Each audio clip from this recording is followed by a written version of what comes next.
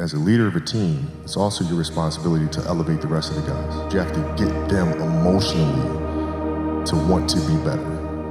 You have to get them to an emotional space where they wake up every morning driven to be the best version of themselves. And in practice, for me, it was a chance to drive them, to challenge them. And this is where you have to know your teammates. Because if it's late, you just had a back-to-back and you had practice the next day and you show up, and guys don't feel like going through the motions, don't feel like practicing.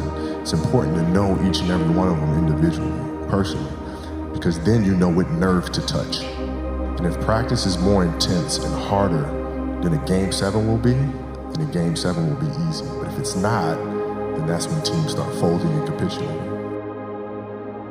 I think the best way to prove your value is to work, is to learn, is to absorb, to be a sponge. But you always want to outwork your potential.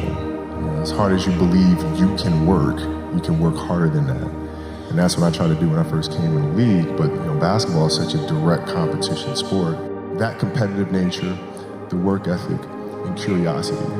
Because I asked a lot of questions. I would always sit down and just ask questions about certain games that I studied growing up. What actually happened there? What did you feel there? Why? I always dreamed as a kid that it was possible to score 80 or 90 or 100. I always just had a dream. Sometimes you lay down in bed and you visualize things. I'd imagine playing for the Lakers, and I'd imagine what the uniforms look like, and I'd imagine where we'd be playing, and the smell of the arena and all sorts of stuff. And I would see myself, getting hot. So you just keep dreaming and dreaming and dreaming, and before I go to sleep, I'm like at 120 points, And so when you grow up, downloading that into your brain over and over and over, and then, that summer, I made 1,000 shots a day. 1,000. They weren't just shots, it were shots that you saw in that game. They were specific shots. It was coming out of the corner, going to the pinch post, footwork in the post, coming off the screen. It was very specific. So when you download that into your system and you go out in the court and you're just executing things that you've done thousands of times before, and you have that dream, then that becomes possible. Rudy was one of my favorite films growing up. After watching that film, I come to understand if I could work that hard every day, being blessed with the physical tools that I have, what would my career be? And I made a promise to myself from that day that I was going to work that hard every single day so that when I do retire, I have no regrets. And that was the most important thing for me, is to leave no stone unturned, get better every single day. And if I lived that way, then over time, I'd have something that was beautiful.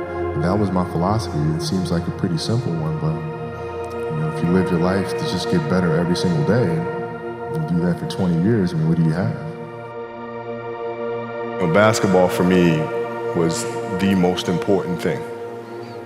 So everything I saw, whether it was TV shows, whether it was books I read, people I talked to, everything was done to try to learn how to become a better basketball player. Everything. And so when you have that point of view, then literally the world becomes your library to help you to become better at your craft. At 13 years old, I played the longer game because my game wasn't about being better than you at 13. It was to be better than you when the chips are really on the line. So when we played at 13, I would size you up and see what your strengths and weaknesses are. How do you approach the game? Are you silly about it? Are you goofy about it? Are you good at it just because you're bigger and stronger than everybody else? Right? Or is there actually thought and skill that you put into it? Right? And when I'd play to my weaknesses. Because when you're playing summer basketball, there's so many games. So there's not a lot of skill work being done. So when are you going to get better? Right? When you're playing in competition situations, you're only playing to your strengths. Why? Because you want to win. Right? So what I would do, I was work on the things during those games that I was weak at. Left hand, post game, pull up jump shot. Right? So I have a strategy. And so then fast forward to when I'm 17 and my game is completely well-rounded, and that player at 13 that I saw at 13 is still doing the same shit at 17, now you got a problem. I see a lot of players take vacations with other players that are close friends. It's just to take vacations or just hang out, just to hang out. I never did that. Why not though? Why didn't you do that? Well, because when I retire, I didn't want to have to say, I wish I would have done more. I don't want that. What were some of the factors you looked at on how to improve your game season after season? The game itself was a complicated answer. So there are very tactical things in terms of footwork and geometry of the court. So you're looking at the court and looking at the 45-degree angles that the court is shaped in and how it needs to operate. That's one component to it. So looking at spots on the floor where you can increase your efficiency, right? You can be on the wing, but there's a certain spot on the wing that improves your angle to drive to the basket, right? So that sort of stuff. Footwork of the opposition, looking at the emotion of the opposition, their tendencies, their weaknesses, and all that stuff. Understanding the momentum of the game, how to create momentum shifts, where momentum shifts come from, all this sort of stuff.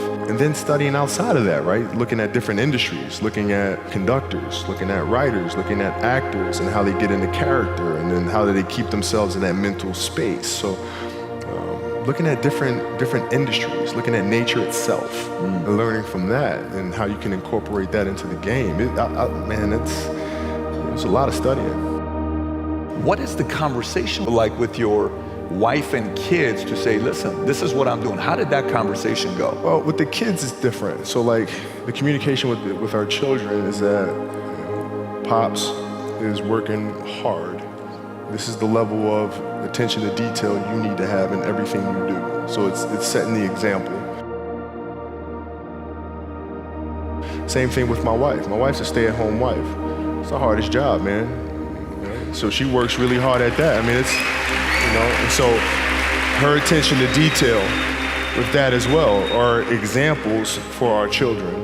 And then for my wife, it's, she's as competitive as I am. She's just like, listen, man, if you're gonna be out here training 8 hours a day, if you're gonna spend 9 months out of the year away from your family, you better win the championship. But it's a balancing act, and that's the thing that's important, is understanding that we have to have so much energy.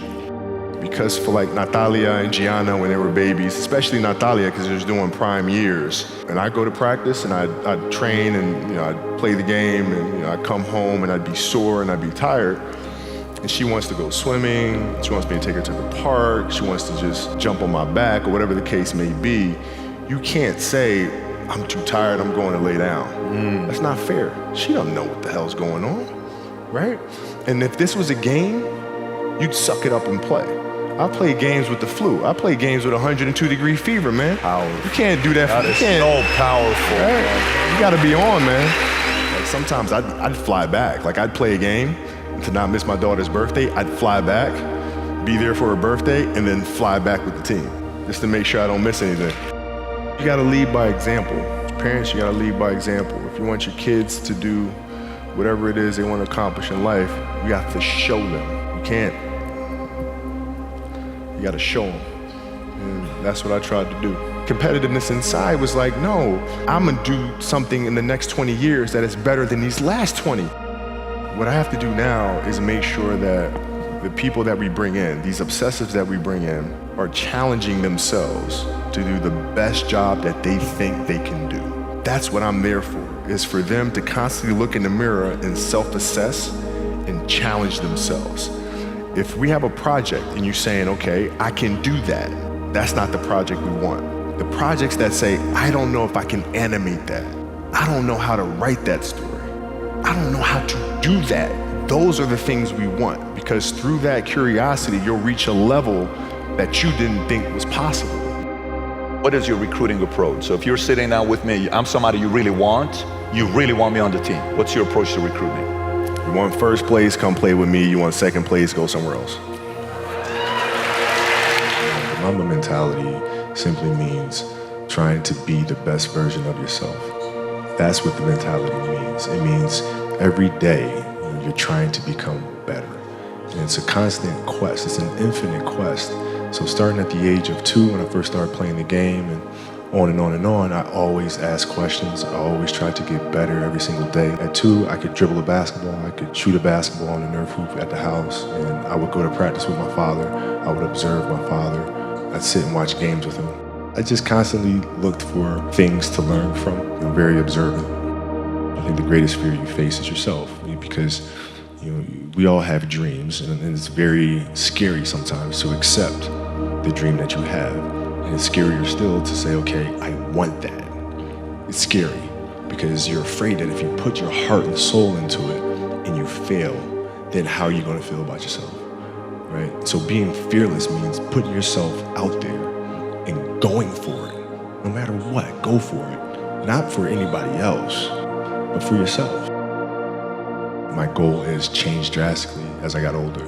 It's like as a kid, I said, I want to be the best ever. Right? And now you go through your life and everything you do is try to be the best ever, be the best ever, be the best ever. And as you get older, you start understanding that those things are very superficial things. Right? And everybody has a different opinion about it. No matter what you do, I can win 20 championships. There's always an opinion on who's the best. Everybody has different opinions. And so I started really kind of understanding maybe that's not the important thing. Maybe the important thing is to how do we as a team grow? How do I help my teammates be better? So that was the first change for me. And then as I got older still, it became more about how are you inspiring others, right, to find themselves.